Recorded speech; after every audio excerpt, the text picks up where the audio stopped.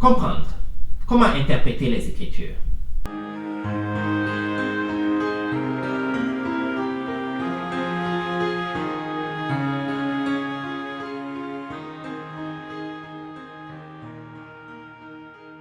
Bienvenue à votre émission.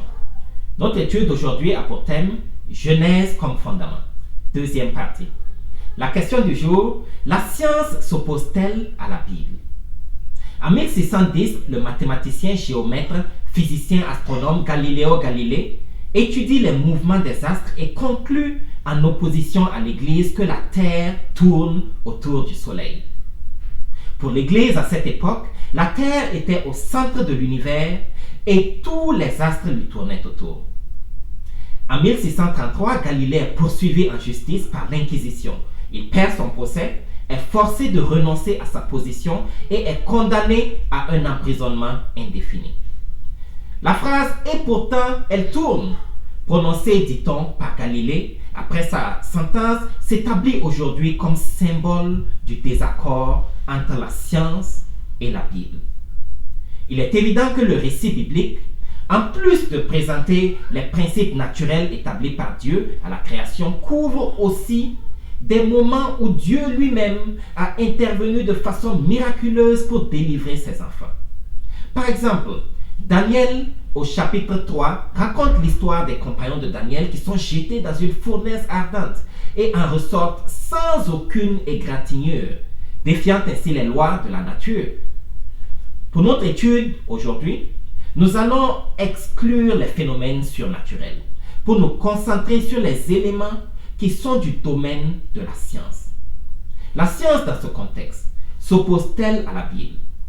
Dans nos leçons précédentes, nous avons établi que la Bible est la parole inspirée de Dieu. La science, par contre, est une interprétation de la création de Dieu. Puisque la science est une interprétation de la nature et la Bible est un objet soumis à l'interprétation, comparons d'abord les objets d'interprétation, puis ensuite les interprétations. Donc, les objets d'interprétation. La parole de Dieu, qui est la Bible, va-t-elle à l'encontre de la création de Dieu?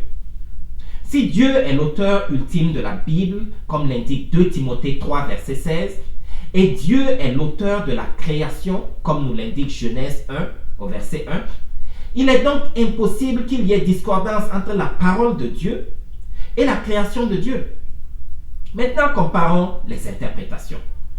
L'interprétation que nous avons de la parole de Dieu peut-elle aller à l'encontre de l'interprétation scientifique que nous avons de la création de Dieu?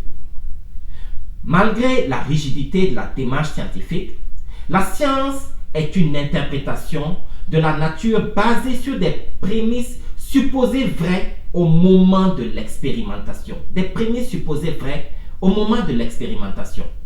Par conséquent, si les prémices s'avèrent fausses, il est évident que les conclusions scientifiques le seront également. Le fait qu'il y ait différentes conclusions scientifiques sur les causes du réchauffement global est preuve qu'il y a déphasage entre la science et la création. La Bible également, comme nous l'avons étudié dans nos leçons précédentes, peut aussi être mal interprétée lorsqu'elle est prise en dehors de son contexte d'origine.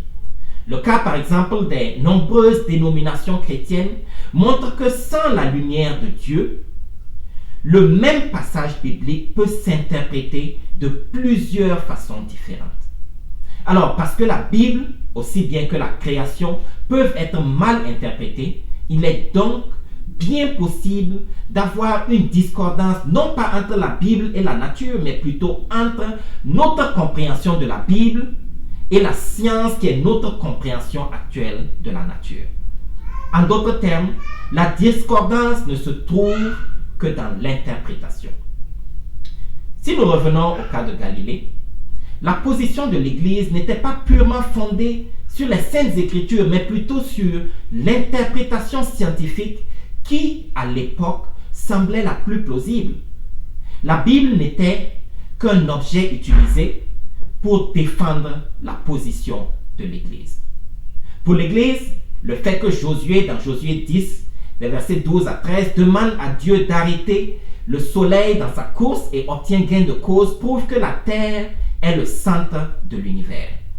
Galilée alors répond à ses accusateurs en se basant sur 3 points. Point numéro 1.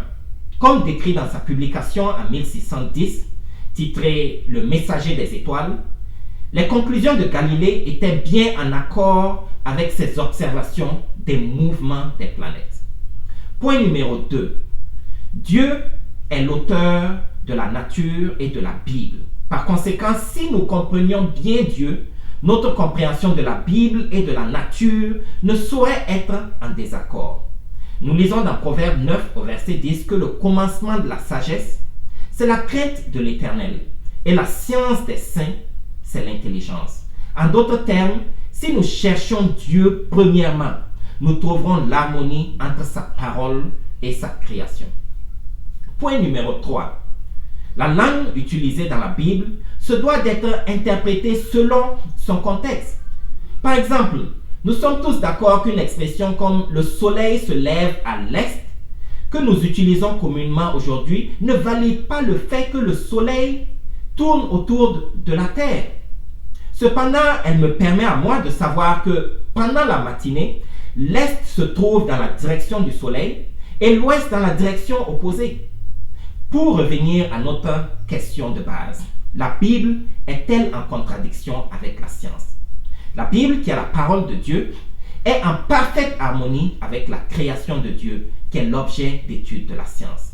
Cependant, la Bible, de même que la création, sont soumis à l'interprétation de leurs étudiants. La mauvaise interprétation de l'une ou de l'autre pourrait créer une apparence de conflit entre les deux. Proverbe 1, verset 7 nous rappelle encore que la crainte de l'Éternel est le commencement de la science. Les insensés méprisent la sagesse et l'instruction. Toi qui suis cette émission, la création de Dieu n'a pas meilleur interprète que le Créateur Dieu lui-même. Invite Dieu dans ta vie et il ouvrira tes yeux sur le plan merveilleux qu'il a établi pour toi. Prions. Éternel notre Dieu et notre roi, Dieu de miséricorde, Dieu de bonté, nous te rendons grâce et te remercions parce que, encore une fois, tu nous as montré qu'il y a harmonie entre ta parole et ta création. Nous te prions, Seigneur, de continuer de nous guider, de continuer de nous éclairer, Seigneur, afin qu'on puisse prendre ta parole au sérieux, que l'on puisse savoir, Seigneur, comprendre le message que tu as pour nous, que l'on puisse comprendre ce plan merveilleux de salut que tu as pour nous. Nous te prions de continuer de marcher au-devant de nous, de continuer de nous éclairer et de pardonner nos offenses, de nous aider, Seigneur, jour après jour, à nous consacrer à l'étude de ta parole et à suivre tes principes selon ton bon désir. Que ta volonté se fasse dans nos vies, car nous t'avons prié dans le beau nom de Jésus-Christ. Amen.